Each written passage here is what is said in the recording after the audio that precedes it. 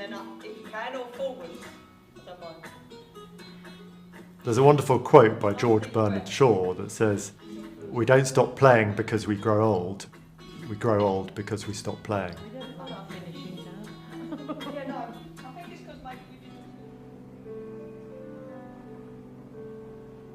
Tummy in and sitting up tall helps a bit. It's for the knees.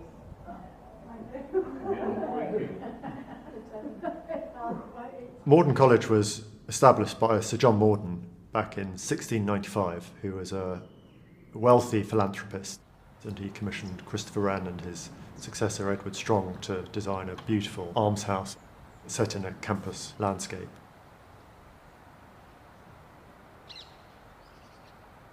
The intention of the day facility is that it really invigorates the residents. So it's got a health centre, it's got a library and lounge, art spaces, a nail bar and a cafe as well. As well as a theatre, which is a really important space, and that is a space that can be used for exercise classes, for the physical health of the residents, as well as lectures and even events to stimulate the mind and improve the well-being of the residents.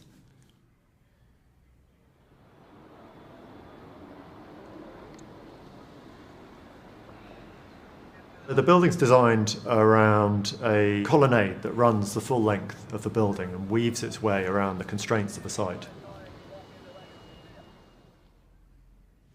And then a series of pavilions hang off that colonnade, which house those different uses. It's very much inspired by the Christopher Wren almshouse that it supports. The character of the Wren building is it's largely timber frame, it has a brick skin, it's got quite a lot of innovations for its time. So we've picked up on that in the form of the new building, which uses cross-laminated timber as its main structure, and then is again faced in a lovely red brick that echoes the architecture around. And then we've got chimneys that allow passive ventilation of the spaces, taking on a roof form that reflects and harps back to the original building without trying to create a pastiche.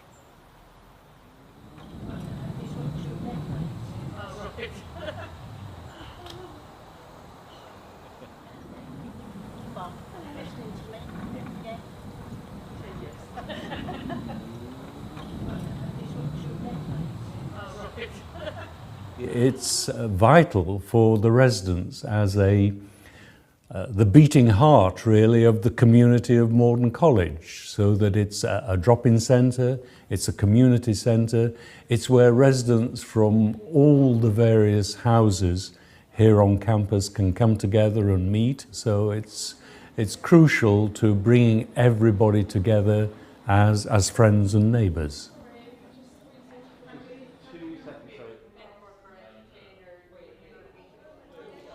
There's a lot of ailments that come about through often isolation in old age. And so it's really intended to become a space that residents can go, enjoy, being together, connecting with other residents, but also where the carers of the college can really feel proud and stimulated to look after the welfare of the residents. Thank you.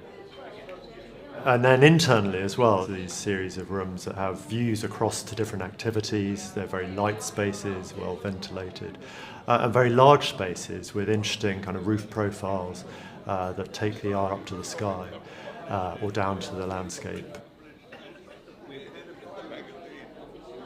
I think it's a fascinating building. It's a very tactile building, so it's touchy-feely, which, as it is meant to be, as I understand it, the heart of Morden College and the residents coming together. With this kind of feeling that I've got about the building, you want to be in this kind of relationship with the rest of the residents and what's happening and in the activities that happen We have to incorporate them into this building that is an extension of our home.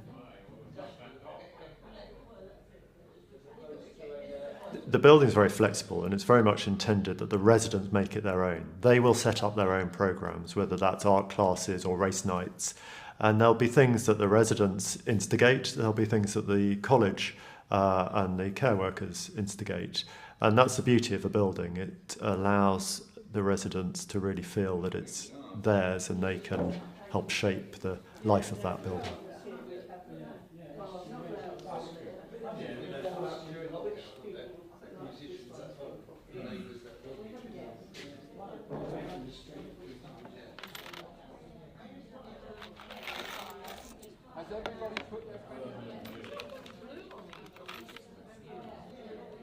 As architects, we, to some extent, design abstractly.